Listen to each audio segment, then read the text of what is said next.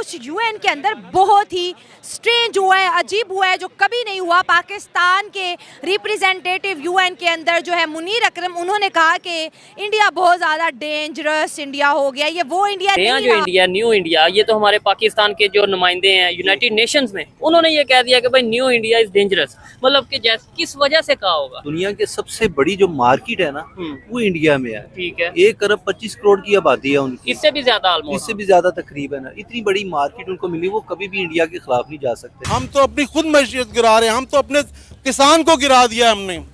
हम सोए हुए थे, हमने इतनी गंदम खरीद ली है। हमने तो देखे इंडिया हमें कब मारेगा आगे। हम तो, हमारी हुकूमत तो हमें खुद मार रही है। इंडिया पे तो वो आगे मार दे, उसका तो अफसोस नहीं है कि चलो जी वो तो दुश्मन है, वो ठीक है जी, दुश्मन ने एक दिन मारना है, ठीक है। हमें तो अपने हुक्मरान मार रहे हैं, अपने सियासतदान मार रहे हैं। साथ साथ उन्होंने कहा कि इंडिया ने हमारे कंट्री पाकिस्तान के अंदर स्टेट टेररिज्म किया है। 21 से 22 लोगों की टारगेट किलिंग हुई है। फिर उन्होंने इसका जो है मुद्दा कनाडा के साथ जोड़ा, कहीं ना कहीं अमेरिका के साथ भी जोड़ा। और ये चीज़ जो है इंडिया को इस वक्त बहुत ज़्यादा बोदर कर रही है, क्योंकि इंडिया अपने इस वक्त बूम पीरियड पे है।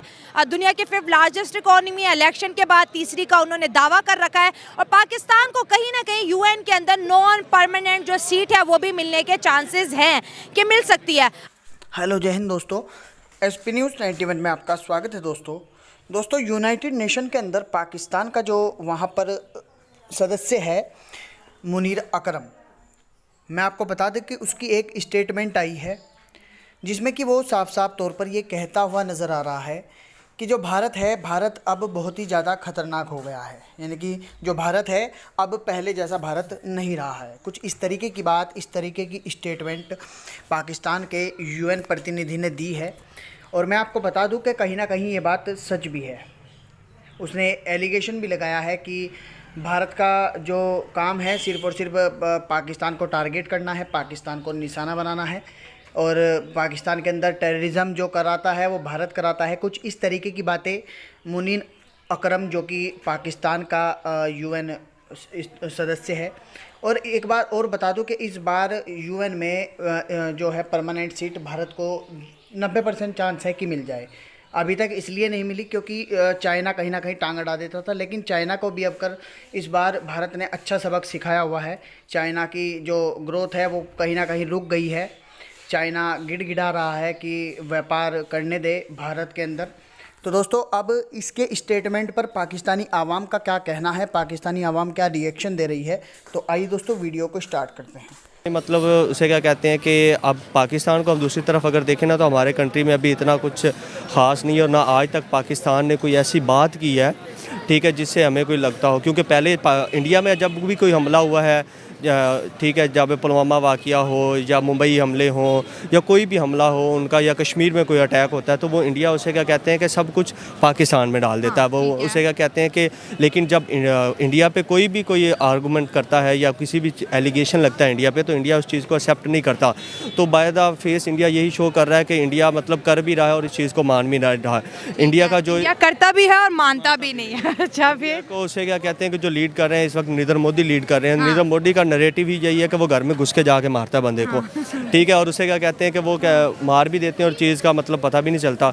लेकिन पाकिस्तान में देखा जाए तो डायरेक्टली इन्वॉल्वमेंट्स हैं उनकी बहुत ज़्यादा। हमने देखा जाए तो कुलभूषण यादव को पाकिस्तान में बलोचिस्तान से गिरफ्तार किया था, उसका केस अभी तक सलामती काउंसिल में मतलब चल रहा है, ठीक है, इंटरनेशनल कोर्ट ऑफ जस्टिस में चल रहा है, वो पाकिस्तान में कैद है, ठीक है। उसकी फैमिली को मतलब पाकिस्तान ने भी मतलब मिलने की इजाज़त नहीं है, लेकिन उसे क्या कहते हैं कि एक हमारे पास सबूत तो है ना कि उन्होंने किया था। उसके अलावा आप देखें, जब इंडिया के जहाज़ जहाँ पे गिरे थे, अभिनंदन पाकिस्तान में गिरा था, तो पाकिस्तान ने गिरफ्तार किया उसको, फिर छोड़ भी दिया। लेकिन इंडिया की इन्वॉल्वमेंट्स है, लेकिन इंडिया उतना ही स्ट्रॉन्ग कंट्री है कि वो इन चीज़ों को मतलब आड़े हाथों आने ही नहीं देता अपने कामों में, ठीक है। लोग जो हैं वो उनकी बात सुनते हैं, ठीक है। अगर वो पाकिस्तान कहीं पे बोलेगा तो उसे क्या कहते हैं कि अमेरिका आगे आ जाएगा, ठीक है, या दूसरे कंट्रीज़ आगे, बिकॉज ऑफ वो डेवलप कंट्री है, हमारा कंट्री डेवलप नहीं है, ठीक है। लेकिन ये चीज़ अगर आप वो हमला नहीं कर रहे तो वो खतरनाक नहीं है। आपको चाहिए कि आप उनके साथ अपने जो कनेक्शन है उनको स्टेबल करें, आप उनके साथ मिलकर आप आगे बढ़ें, आप तरक्की करें। लेकिन हमें आज तक सिर्फ यही सिखाया गया है 75-76 सालों से कि जी हमारी दुश्मनी है हमारी ना नस्लों के अंदर ना एक दिमागी साइकोलॉजिकली ना हमें उनके खिलाफ कर दिया गया है। हमारे बच्चा पैदा होता है उसे गाने सुनाए जाते हैं, यही बताया जाता है इंडिया हमारा दुश्मन है, इंडिया को हमने ये कर दिया वो कर दिया। आज तक सिर्फ और सिर्फ 80% बजट लेने के लिए ना इन्होंने आज तक हमें सिर्फ दुश्मनी सिखाई है। यही अगर इन्होंने बेहतर होता कि हमें दोस्ती सिखाते तो हम भी आज उनके साथ उनके मुकाबले, हालांकि हम निकले तो आज़ाद तो उनके साथ ही हुए थे, लेकिन वो हमसे 20-30 साल आगे गुजर चुके हुए हैं, निकल चुके हैं। हमसाए तो दोस्त होते हैं ना, हम लोग दुश्मन बन बैठे हैं। हमने खुश साख्ता जो है इंडिया के साथ दुश्मनी पाली हुई है। हम जो आप लोकल लोगों से पूछे ना वो इनको दुश्मन मानते ही नहीं है। इनके आपस में जो लोकल लेवल पे लोगों के लेवल पे जो उनके कनेक्शन है बहुत अच्छे कनेक्शन है। यहाँ से व्लॉगर जाते हैं, वहाँ से व्लॉगर आते हैं, बहुत अच्छा उनको हम वेलकम करते हैं, वो हमें बहुत अच्छा वेलकम करते हैं। उन्होंने हमारी टीम को कितना अच्छा वेलकम किया है वहाँ पर अपने मुल्क के अंदर। ठीक है, ये सिर्फ एक सियासी जगह पर अपना 80% बजट लेने के लिए हमें सिर्फ बताया गया जी 65 की जंग 71 की जंग, और हमें जो है मुताले पाकिस्तान की किताब में जो बताया गया उसके बिल्कुल उल्ट हुआ है। हमें पता है अच्छे तरीके से कि क्या हुआ था 65 की जंग में, क्या हुआ था 71 की जंग में, क्या हुआ था, किन की पतलूनें उतरी थी।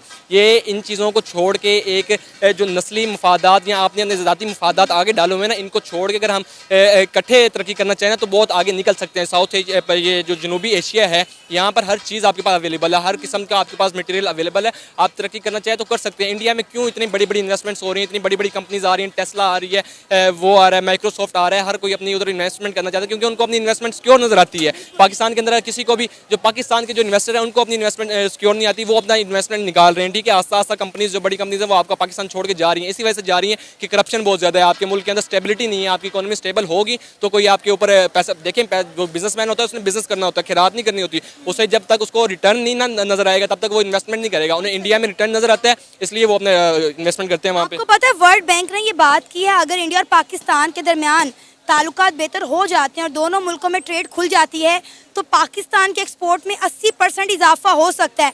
अब आप देखें कि हमारी अच्छी खास इंडिया के साथ ट्रेड कल चलती थी, हमने कश्मीर के मुद्दे को लेकर वो भी बंद कर दी।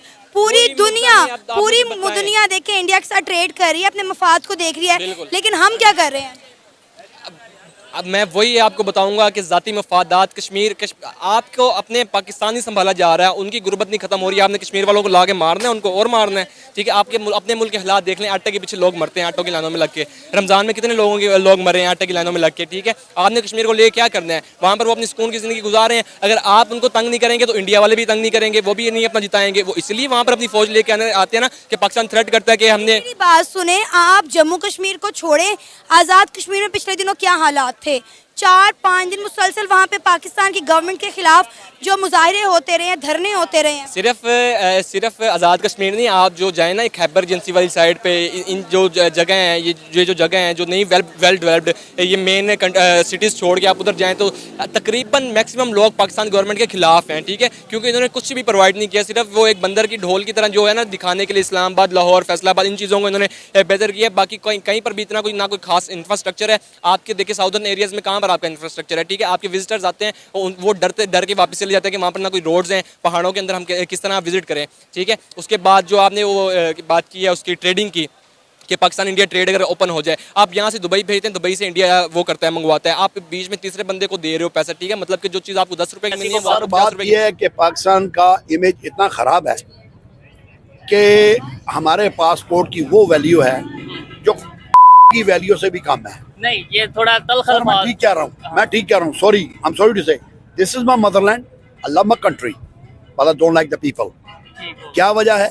इन्होंने इमेज अपना खुद खराब की है। ये चीज है, हम भी हमेशा यही कहते हैं कि भाई देखो, ये कह देना कि पाकिस्तान नहीं अच्छा, नहीं पाकिस्तान अच्छा है, हम नहीं अच्छे, जो हमारी पॉलिसीज नहीं अच्छी। देखिए, पाकिस्तान मेरा मदरलैंड है। जबरदस्त। मैं लास्ट टाइम एयरपोर्ट पे गया हूँ, लाहौर एयरपोर्ट पे, तो मेरी तलख कलामी उससे बोला कि आप कहाँ जा रहे हैं। मैं कहा going back to my country.